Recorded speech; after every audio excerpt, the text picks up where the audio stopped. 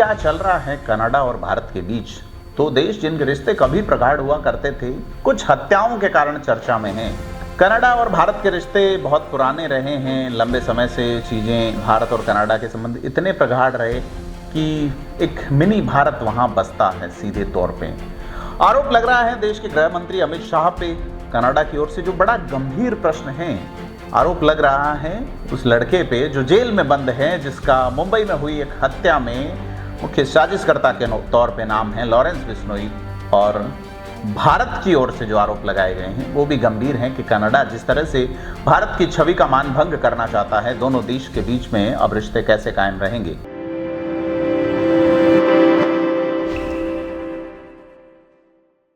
Fair observer Hindi में आपका स्वागत है। मैं हूं प्रदीप। आज बात करेंगे कि क्या चल रहा है कनाडा और भारत के बीच।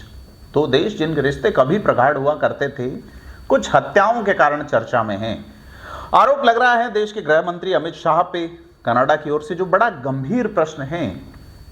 आरोप लग रहा है उस लड़के पे जो जेल में बंद है, जिसका मुंबई में हुई एक हत्या में मुख्य साजिशकर्ता के तौर पे नाम है लॉरेंस बिश्नोई।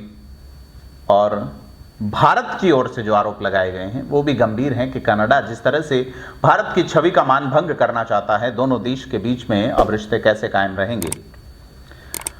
कनाडा और भारत के रिश्ते बहुत पुराने रहे हैं। लंबे समय से चीज़ें, भारत और कनाडा के संबंध इतने प्रगाढ़ रहे कि एक मिनी भारत वहाँ बसता है सीधे तौर पे।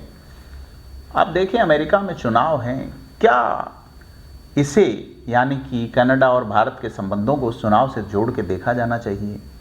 क्योंकि अगर निज्जर की हत्या के चलते अमेरिका में भी जो हत्या हुई थी गुरपतवंत सिंह पन्नू की, क्योंकि जिस तरह से निज्जर की हत्या हुई है, जिसे खालिस्तानी आतंकी बताया जाता है, चरमपंथी हमला और तमाम चीज़ें, हमें याद करना चाहिए 40 साल पहले एयर इंडिया का वह जो विमान क्रैश किया गया था खालिस्तानी आतंकियों द्वारा, जिसमें कई लोगों की मौत हो गई थी, भारतीयों की संख्या भी 24 के आसपास थी। और भारत ये कह रहा है कि कनाडा वह हादसा नहीं भूले। अब कनाडा ने अपने राजनयिक जो है यानी भारतीय राजनयिक हैं, उनको देश छोड़ने के आदेश दिए हैं।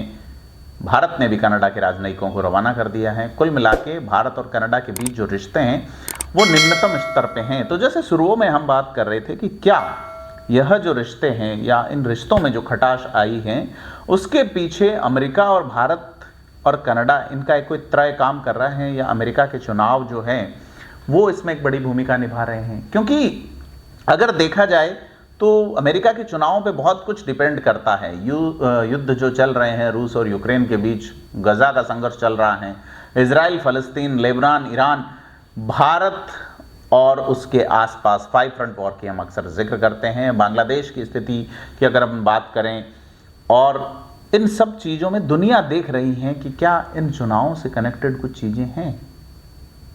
गुरपतवंत सिंह पन्नू की हत्या अमेरिका में, और उसमें देश के एनएसए का जिस तरह से नाम आया, हमारे देश के एनएसए भारत के जो अजीत डोवाल हैं उनका नाम आया, और उसके बाद पहली बार ऐसा हुआ कि प्रधानमंत्री के साथ वो अमेरिका नहीं जा सके। उसी तरह से यह नाम जो है एक बार फिर से कनाडा की फिजाओं में मौजूद हैं। बड़े सवाल हैं कि भारत जो कि अब वैश्विक पटल पे अपनी एक बड़ी साख ज़माने में सफल रहा है, और ऐसे में ट्रूडो जिसको खुद 2025 में चुनावों में जाना है, उन चुनावों में जहां 15 से अधिक सांसद सिख कम्युनिटी के होते हैं, सिखों की आबादी वहां हिंदुओं से कम है, हिंदुओं को जहां बौद्धों और जूइस का सपोर्ट भी रहता है, क्या ट्रूडो ये रिस्क ले रहे हैं, या ट्रूडो भारत से संबंध खत्म करके चुनाव जीतने की एक संभावना देख रहे हैं। भारत क्या इंतजार कर रहा है कि ट्रूडो चुनाव हारे तो कनाडा और भारत के बीच रिश्तों पे जो बर्फ जमी है इसकी जो है वो पिघलन शुरू हो चुनाव के बाद। लेकिन दोनों ही चीज़ें दूर की कोड़ी नज़र आती हैं, क्योंकि जो पॉलिटिकल रिश्ते हैं या पॉलिटिकल जो वे हैं, उसकी बजाय बातचीत का रास्ता यानी कि कूटनीति का रास्ता होना चाहिए। दोनों देशों के बीच में जो, चाहे वो ट्रेड हो या चाहे लोग हो, ऐसे में एक साझी संस्कृति बसती है वहाँ पे। और कुल मिला के चीज़ें नज़र आती हैं कि ट्रूडो चाहते हैं कि सिख कम्युनिटी का 100% वो समर्थन हासिल करके चुनाव जीतें। और ऐसा ही कुछ अमेरिका में क्या चल रहा है बाइडन और उनकी टीम की ओर से, क्योंकि ये जो चीज़ें समन की गई हैं, भारत के लोगों का सीधा इन्वॉल्वमेंट इन हत्याओं में बताया गया है, यह भारत की ओर से असह्य है सीधे तौर पे। क्या निर्णय रहेंगे, क्या वक्त निर्णय करेगा, यह देखने वाली बात होगी। हम नज़र बनाए रखेंगे। आपसे अपील है कि फेयर ऑब्जर्वर हिंदी को सब्सक्राइब जरूर करें। धन्यवाद।